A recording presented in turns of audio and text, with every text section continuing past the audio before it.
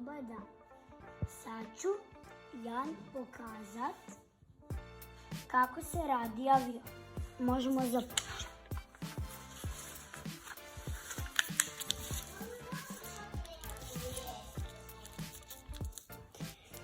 Sad ga stisnete, onda opet otvorite tu, izravnate ga, napravite jedno ovako do crte i sad to ovako prilijepite. Sad drugo, dobro prilijepite.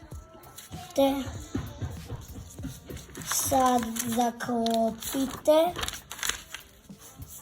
pritisnete, jedno krilo tu